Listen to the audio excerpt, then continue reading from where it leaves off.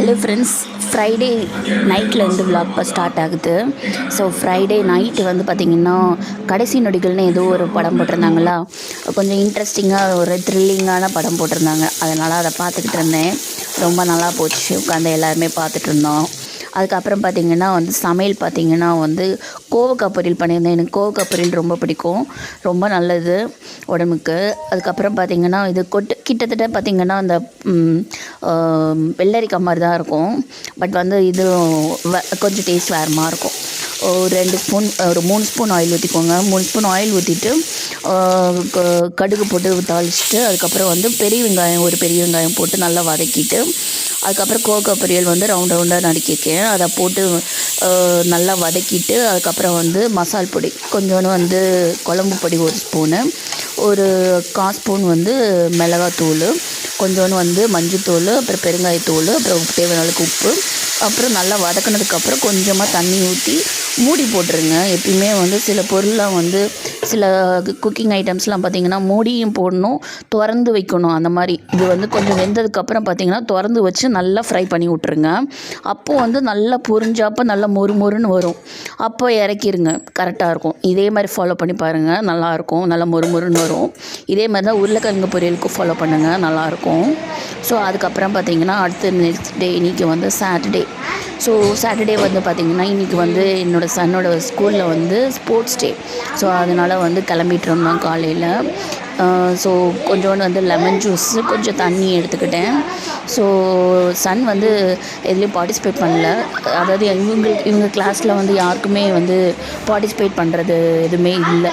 அவருக்கான ஆசை ஏதாவது டான்ஸு இந்த மாதிரி எதுலையாவது சேரணுன்னு ரொம்ப ஆசை.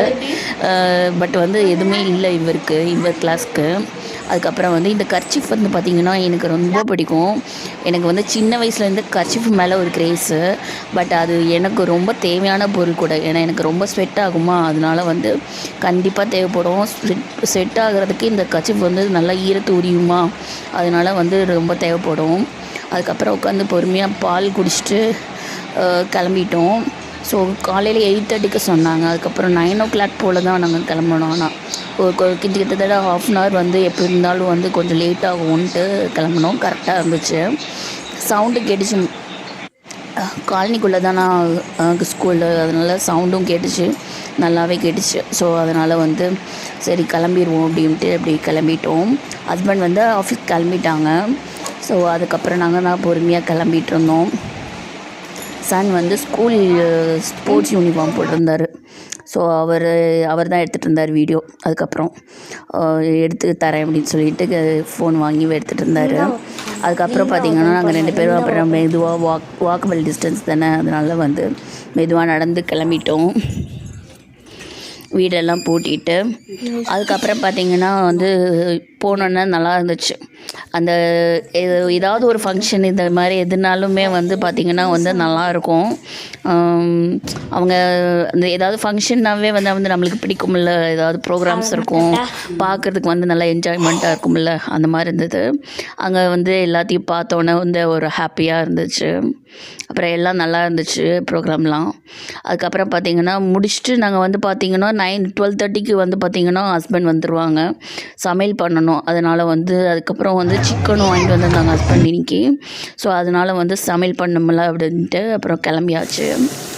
ஸோ வீட்டுக்கு வந்ததுக்கப்புறம் பார்த்திங்கன்னா இதில் வந்து பேனில் வந்து ஒரு 3 ஸ்பூன் ஆயில் ஊற்றிட்டு கிராம்பு பட்டை போட்டு நல்லா தாளிச்சிட்டு, அதுக்கப்புறம் கொஞ்சம் கருவேப்பிலை, 2 பெரிய வெங்காயம் போட்டிருக்கேன். போட்டு நல்லா வதக்கினதுக்கப்புறம் இஞ்சி பூண்டு பேஸ்ட்டு, அப்புறம் தக்காளி பேஸ்ட் ஆட் பண்ணிக்கோங்க.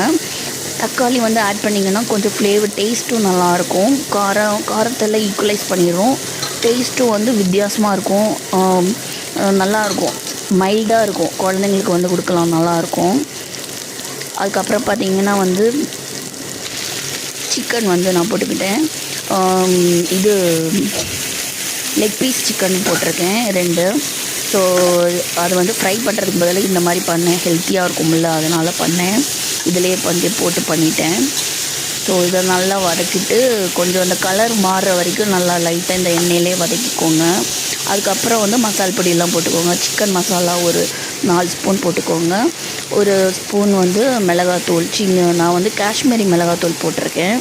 நல்லாயிருக்கும், கலர்ஃபுல்லாகவும் இருக்கும். அதுக்கப்புறம் வந்து கொஞ்சம் ஒரு 1/4 ஸ்பூன் வந்து மிளகுத்தூள் போட்டிருக்கேன். அப்புறம் ஒரு 1/4 ஸ்பூன் வந்து மஞ்சத்தூள், அதுக்கப்புறம் வந்து தேவையான அளவுக்கு உப்பு போட்டிருக்கேன்.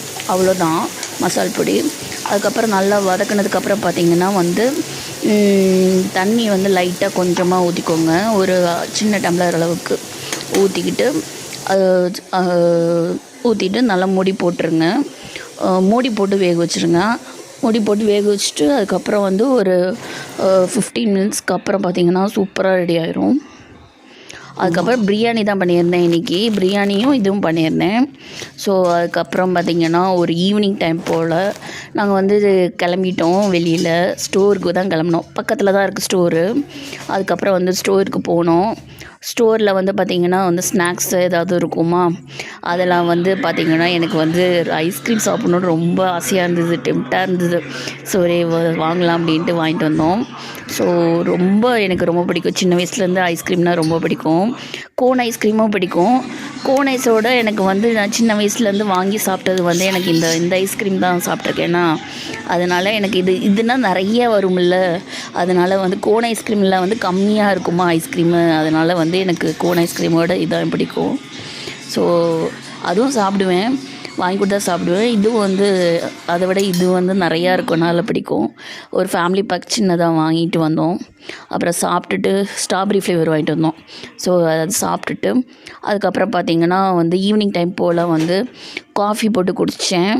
ஸோ ஹஸ்பண்ட் இல்லை, வெளியில் போயிருந்தாங்களா, ஸோ ஊருக்கு போயிருந்தாங்க ஒரு வேலை விஷயமா. அதனால் வந்து காஃபி போட்டு குடிச்சிட்டு அதுக்கப்புறம் வந்து மெதுவாக வந்து இது பண்ணிகிட்ருந்தேன். ஸோ உட்காந்து ப்ரோக்ராம் பார்த்துக்கிட்டு இது உடன்பிறப்பேன் படம் போட்டிருந்தாங்க, ஜோதிகா நடித்த படம். ஸோ அது வந்து இப்போ தான் பார்க்குறேன். ஸோ எனக்கு ஜோதிகா வந்து இயல்பாகவே பிடிக்கும். ஸோ எனக்கு வந்து ஜோதிகாவும் சூர்யா பேர் ரொம்ப பிடிக்கும். ரொம்ப நல்ல பேர், அதே மாதிரி ரொம்ப நல்லவங்களும் கூட எனக்கு தெரிஞ்சு. ஸோ அது பார்த்துட்டே வந்து அப்புறம் காஃபியெல்லாம் குடிச்சிட்டு இன்றைக்கி டே இப்படி தான் போச்சு. இன்னொரு வீடியோவில் பார்க்கலாம். பாய்.